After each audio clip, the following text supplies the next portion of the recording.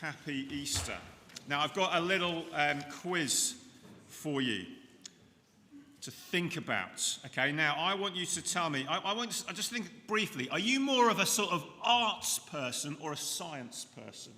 Do you like sciencey things, or do you like kind of books and artsy things? Well, here we go. Here's a little thing to think about.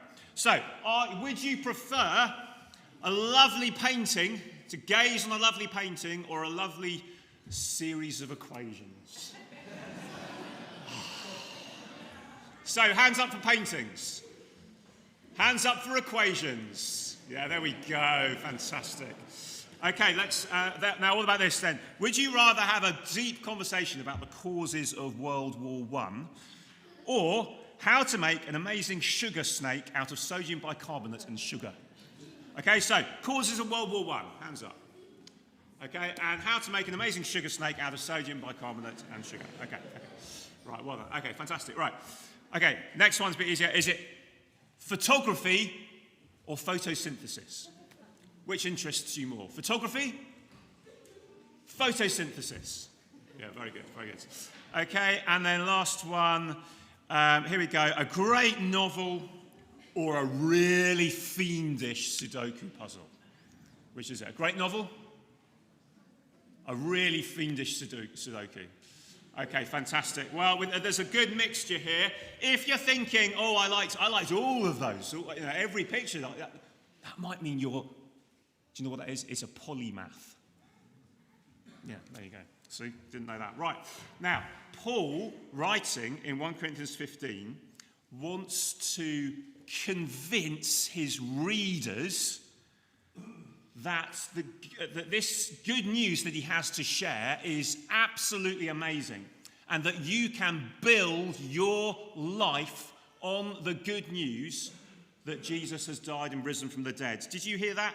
He says, "This is the gospel I preached to you, which you received, and on which you have taken your stand." So that means it's like imagining this good news about Jesus as a big, solid platform that you can stand on, and it won't give way, and you can build on it. And you can build your life on it, and it will stand. The news that Jesus has died and risen from the dead is that kind of news, he is saying.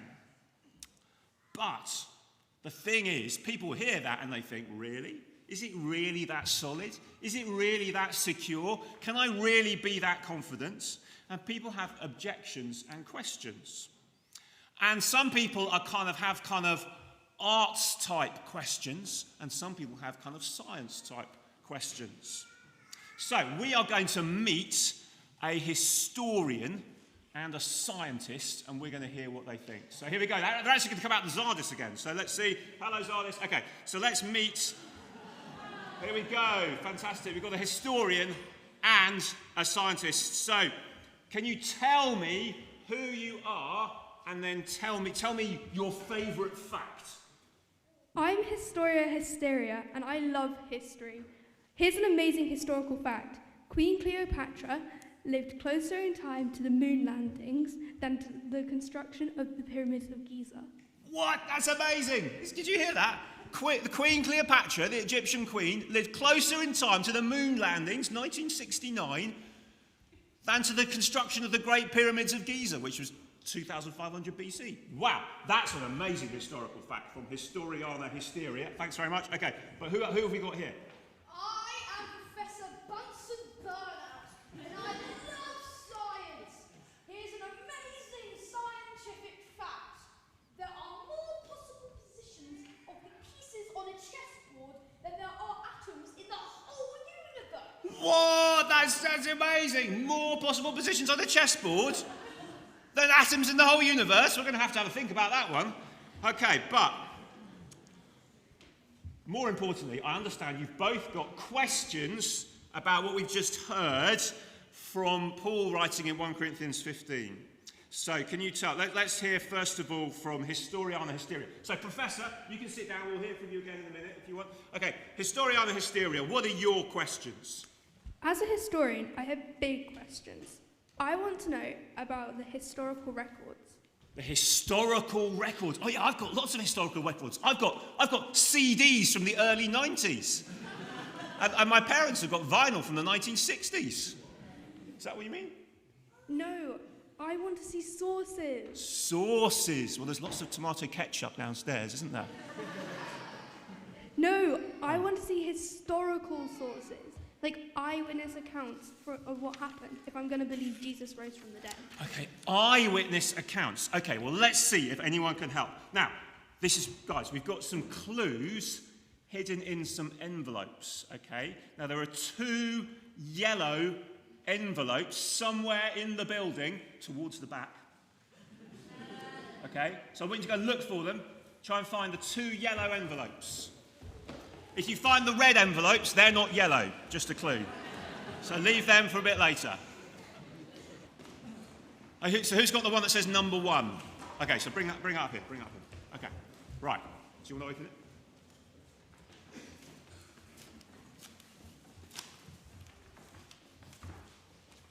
Okay. Oh, what's in there? Oh, there's a coin.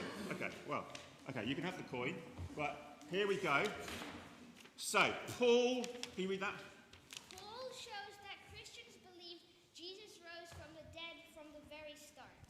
Paul shows that Christians believed, and we've got that on the screen. Paul shows that Christians believed Jesus rose from the dead from the very start. Okay, thanks very much. You can sit down. Now, let's just think about that for a moment. So, we can tell, what does this clue mean? It means we can tell that this letter that Paul wrote, he wrote while he was in Ephesus. We know that from the end of the letter. He tells us that he was there, and we know that Paul was in Ephesus in the mid-50s. Okay, so Jesus lived, died in about the 30s. We know he was in Ephesus in the mid-50s. But do you notice what he said? He talks about something that he's already told them in the past. Can you see this in front of you on page 1156?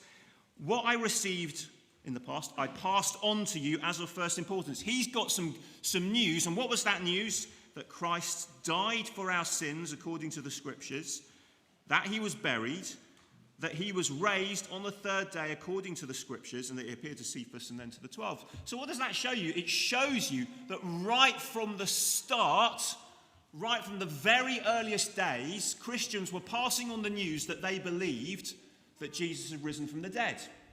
And so it shows you that that wasn't an idea that they came up with years and years afterwards and thought, oh, let's now start telling people that Jesus has risen from the dead. It shows you that this is something that they believed from the moment that Christians believe it happened. They were saying, this has happened. But maybe they're just saying he rose from the dead. How do we know they're right? Okay, so maybe they just decided to spread that news. Okay, well, where's clue number 2? Clue number 2, yeah, come on. Right, here we go. It's exciting. What's in here? Here we go. Oh, what's it going to be? Yeah. You got the coin, okay. I wanted this. Oh, you can have the coin, that's fine. Do you want to read what that says? Paul tells his readers about the eyewitnesses. Well done.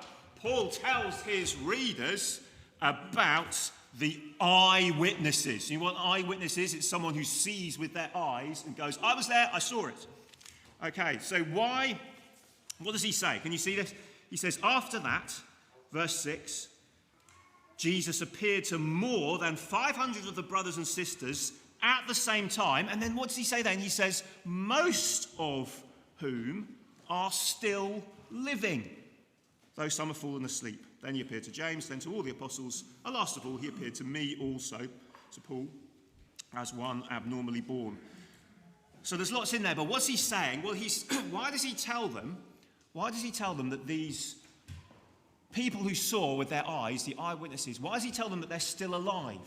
Why do you think his readers need to know that these eyewitnesses are still alive? Well, it's because he's saying, look, there's loads of people around who saw that Jesus rose from the dead. So go and ask them what happened. Go and talk to them. We don't have eyewitnesses today that we can talk to, but we have access to those who spoke to the eyewitnesses, like Paul, and even to what the eyewitnesses wrote in other books in the New Testament, like the Gospels. So we can know what they saw because they've written it down for us so that we can see today. So, historian, what do you think about that? Thank you, that's given me a lot to think about. Okay, fantastic. Well, what we're going to do now is we're going to sing a song. And guys, if you want to go back to your seats, because we need to go back now to meet Professor Bunsen Burnout. So, Professor Bunsen Burnout, what are your questions? My point simply is this. Dead people stay dead. Miracles don't happen. And I can't believe in something that breaks the laws of science. Well, there we go. Okay, well, let me ask you this then. How did we get here? We came through the big double doors by the back. No, I didn't mean that. I meant how did the universe come about? Oh, the Big Bang, of course. The Big Bang. Okay, so why do you believe that the Big Bang happened as a scientist? Because I looked at the evidence around me of all the universe expanding, and I traced that back to a singularity at the beginning of time. Whoa, big word, singularity. But did you hear what you just said to yourself there? Did you hear? Because you're saying the evidence causes you see something expanding and it causes you to trace it back and to go, let's see where that must have come from, and to trace it back to something that actually science can't fully explain, which is how everything came from nothing. So we can get back really, really close, but can we actually get to that singularity thing that you talked about? Science can't fully explain. Yes, but there's a lot of evidence. Okay, well, do you know what? Paul here is saying something similar, because there is a lot of evidence that Jesus rose from the dead, and we need to trace it back to see what caused the evidence that we can now see.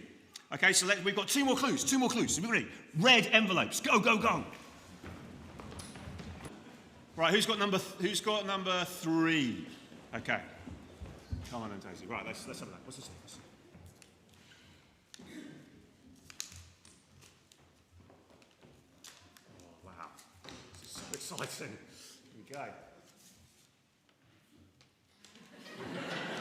I don't understand this. You're just putting the thing. Yeah, okay, well done. Yeah, you can have the prize. That's fantastic. What does that say? Paul changed. So here we go. Paul changed. Here's evidence. Little piece of evidence. Paul changed. So verses 9 and 10. For I am the least of the apostles and do not even deserve to be called an apostle, because I persecuted the church of God. But by the grace of God, I am what I am, and his grace to me was not without effect. No, I worked harder than all of them, yet not I, but the grace of God that was in me.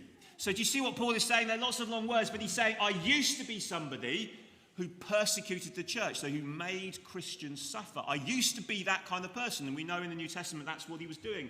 As a Pharisee, before he met the risen Jesus, he was going around trying to put Christians in prison. But something changed. What changed? What caused that huge change in his life? Because he talks about the effect that the grace of God had on him, and that it wasn't without effect, he says. And the strange thing is, you have to think, that's a piece of evidence that you have to explain, you see? Because when he was persecuting Christians, actually he was on the winning side in that culture. You know, that was something that everyone thought was a good thing to do. And no one thought it was a good idea to join the Christians. Only crazy people did that kind of thing. So what would make somebody completely change from being on the winning side to being somebody who was willing to suffer, which is what Paul was then willing to do. He was willing to become somebody who wasn't causing suffering, but then was receiving suffering because of this message that Jesus rose from the dead. So do you see, we have to go from the evidence and we think, well, Paul must have been completely convinced that Jesus rose from the dead. So that's one piece. And then where's number 4? Okay, come on, let's go. Here we go. Right. Big moments.